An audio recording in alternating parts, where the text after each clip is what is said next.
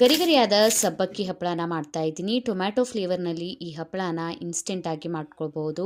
ನೆನೆಸೋದು ಬೇಡ, ಏನು ಬೇಡ, ಇನ್ಸ್ಟೆಂಟಾಗಿ ಮಾಡ್ಕೊಳ್ಳಿ. ವರ್ಷ ಪೂರ್ತಿ ಕೆಡೋದಿಲ್ಲ. ಸ್ಟೋರ್ ಮಾಡಿ ಇಟ್ಕೊಳ್ಬೋದು. ಮಾಡೋದಕ್ಕೆ ಸಬ್ಬಕ್ಕಿಯನ್ನು ಮಿಕ್ಸಿ ಜಾರಿಗೆ ಹಾಕ್ಕೊಂಡ್ಬಿಟ್ಟು ರುಬ್ಕೋತಾ ಇದ್ದೀನಿ. ರುಬ್ಕೊಂಡ್ಬಿಟ್ಟು ಈಗ ಟೊಮ್ಯಾಟೊ ಕೂಡ ವಾಶ್ ಮಾಡಿ ಇದನ್ನು ಕಟ್ ಮಾಡಿ ಪ್ಯೂರಿಯನ್ನು ರೆಡಿ ಮಾಡ್ಕೋತಾ ಇದ್ದೀನಿ. ಪ್ಯೂರಿಯನ್ನು ಸ್ಟ್ರೈನ್ ಮಾಡ್ಕೊಳ್ಳಿ. ಈಗ ಪ್ಯಾನ್ಗೆ ನೀರನ್ನು ಹಾಕ್ಕೊಂಡಿದ್ದೀನಿ.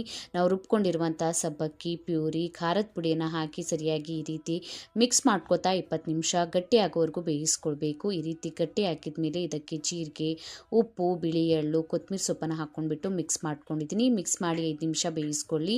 ಆಮೇಲೆ ಸ್ವಲ್ಪ ತಣ್ಣಗಾಗೋದಕ್ಕೆ ಬಿಡಿ. ತಣ್ಣಗಾಗಿದ ಮೇಲೆ ಈ ರೀತಿ ಪ್ಲಾಸ್ಟಿಕ್ ಹಾಳೆ ಮೇಲೆ ಯಾವ ಸೈಜ್ನಲ್ಲಿ ಬೇಕು ಆ ಸೈಜ್ನಲ್ಲಿ ಹಪ್ಪಳನ ಹಾಕ್ಕೊಂಡ್ಬಿಟ್ಟು ಒಂದು 4-5 ದಿನ ಒಣಗಿಸ್ಕೊಳ್ಳಿ. ಒಣಗಿಸ್ಕೊಂಡ್ಬಿಟ್ಟು ಇದನ್ನು ಸ್ಟೋರ್ ಮಾಡಿ ಇಟ್ಕೊಳ್ಬೋದು. ಫ್ರೈ ಮಾಡಿ ಕೂಡ ತೋರಿಸಿದ್ದೀನಿ. ಗರಿಗರಿಯಾಗಿ ಬರುತ್ತೆ. ಟ್ರೈ ಮಾಡಿ ಕಮೆಂಟ್ ಬಾಕ್ಸ್ ತಿಳಿಸಿ. ವಿಡಿಯೋ ಇಷ್ಟ ಆಗಿತ್ತಂದರೆ ಲೈಕ್ ಮಾಡಿ, ಶೇರ್ ಮಾಡಿ. Thank you.